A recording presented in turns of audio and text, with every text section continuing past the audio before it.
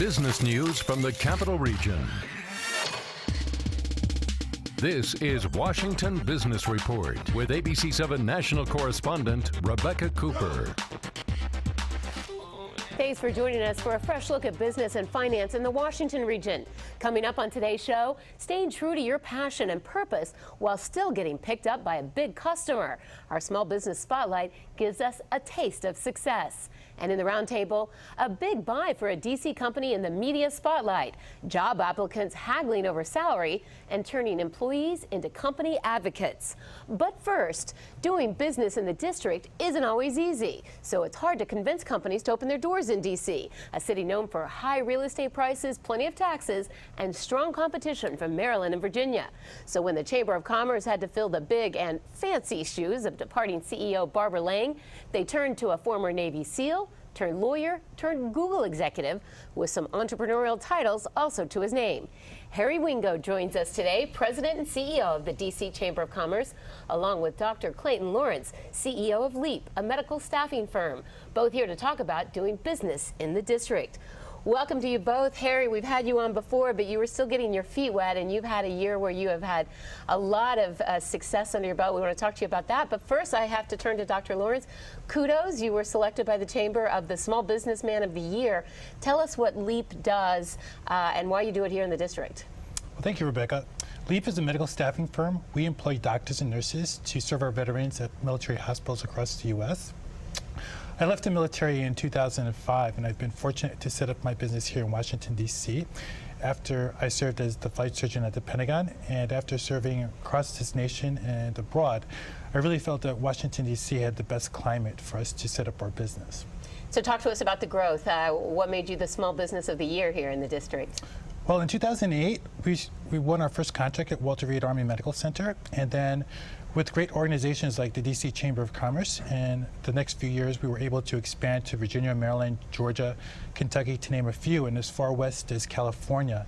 And it's been because of the incredible support and collaboration that we found in the Washington region that was made possible. So Harry, you and I are friends. We're in Leadership Greater Washington together. We could spend an hour talking about all the initiatives you've been pursuing over the past year. We've only got a few short minutes, but one of them has been to focus on keeping good and successful businesses here in D.C., and then attracting new ones, including more veteran-owned businesses. But let's start with keeping successful businesses here. What are some of the ways you're trying to do that? Absolutely. So thank you, Rebecca.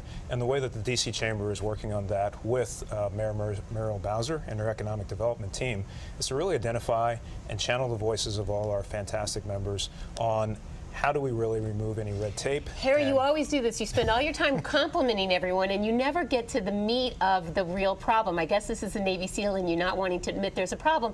But I'll lay it out there for you because Jack Evans and others say it.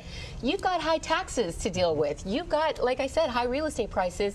You've got your back up against the wall to try and convince these businesses to stay here. So enough with all the compliments. What are the challenges? So here's the real challenge. You mentioned some. One is making it easier to do business with the government to make sure that we're not putting any roadblocks up. Taxes are one issue. We also have just regulatory issues. So give this council a grade. Give this mayor and this council a grade. How have they been to work with? Are they the right council to do that job for you?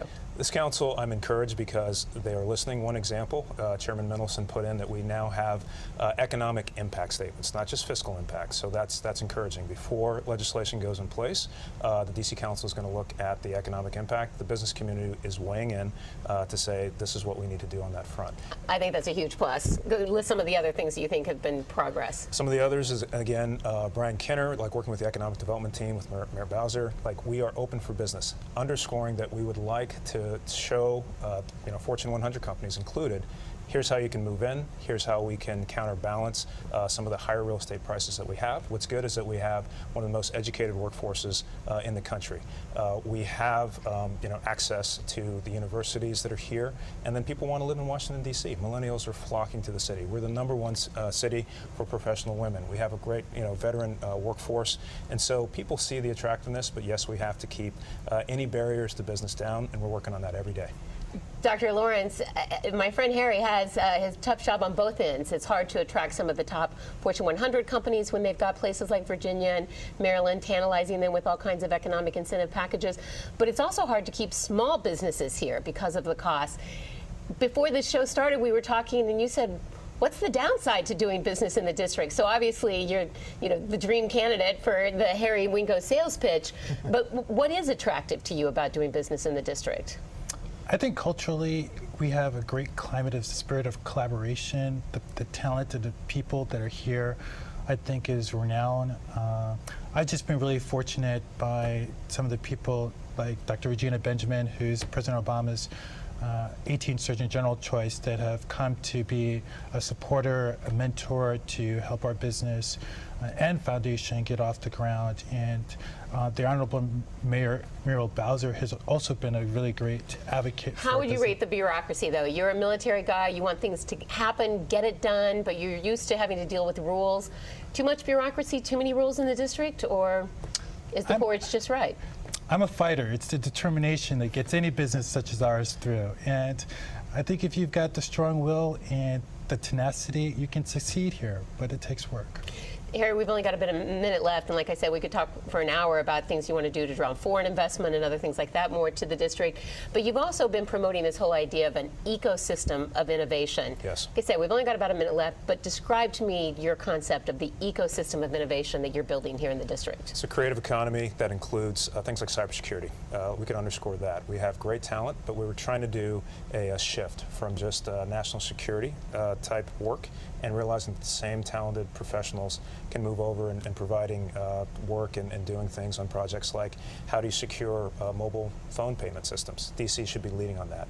One of the challenges we have as well is we've got this great city where talent can come in and work on things like cybersecurity, medical technology, health IT, big data. But we also need to make sure our transportation system's working. We have an eye on Metro. Maybe I'll come back and talk about that, but we need everyone to lean in and make sure that we keep the barriers low and the good things about the city on the up. Wingo the diplomat, because I know what you really want to say is, come on, everybody in the region, we've got to collaborate, we've all got to fund Metro, we've all got to have skin in the game. We have to do that. Okay. Dr. Lawrence, congratulations. Harry Wingo, got your work cut out for you, but that's why they picked a Navy SEAL for the job. Congratulations on your success so far. Thanks for joining us. Thank you.